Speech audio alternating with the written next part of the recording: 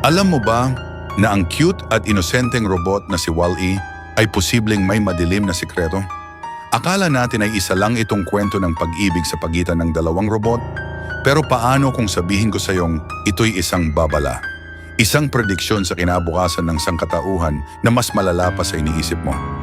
Kung mahilig ka sa mga horror theory na sisira sa childhood memories mo, siguraduhing tapusin mo to hanggang dulo. Hindi mo gugustuhing ma-miss ang huling revelasyon. Pindutin mo na ang like button kung ready ka nang masira ang pananaw mo sa Wall-E at huwag kalimutang mag-subscribe dito sa ating channel para sa mas marami pang nakakatakot na kwento. Unang-una, balikan natin ang plot. Nasa hinaharap tayo taong 2805. Basura sa buong planeta.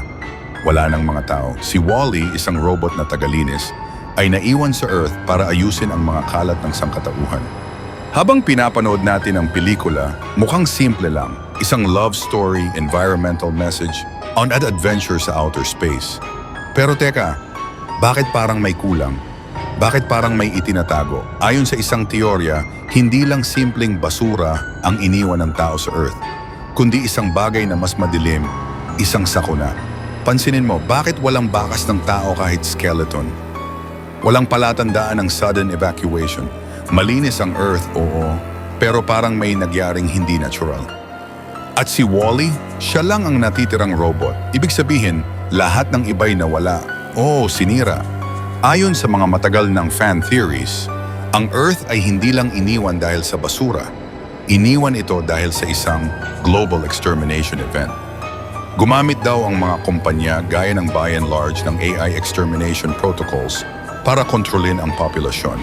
At si Wall-E ay isa sa mga huling modelo ng mga robot executioner. Sandali lang, kung interesado ka pa sa mga ganitong klaseng teorya na hindi mo maririnig kahit sa mainstream media, huwag mong kalimutang mag-comment ang Wall-E is watching sa baba. Baka mapansin ka ni Wall-E mismo. By and large, ang nagmamay-ari ng lahat. Mula sa fast food, government, healthcare, hanggang sa space travel. Hindi ba't familiar to? Isang monopolyo, isa itong mega corporation na literal na kontrolado ang buong mundo. Ngayon isipin mo, kung sila ang nagdesisyon na umalis ang tao mula Earth, paano nila natiyak na walang iwanang ebidensya? Teorya ng ilan. By and large ay gumawa ng program para burahin ang history.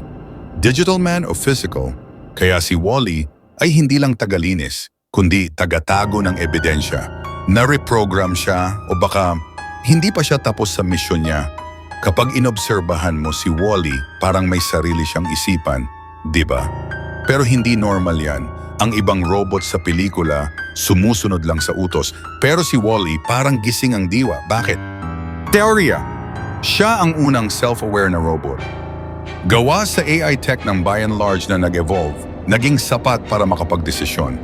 At ngayon ang pinapanood natin sa pelikula ay hindi love story, kundi isang AI awakening. At isipin mo to, bawat kalat na tinatago niya ay ebidensya. May isang scene sa pelikula kung saan nakakuha siya ng singsing at iba pang gamit ng tao pero iniingatan niya to. Parang may sentimental value.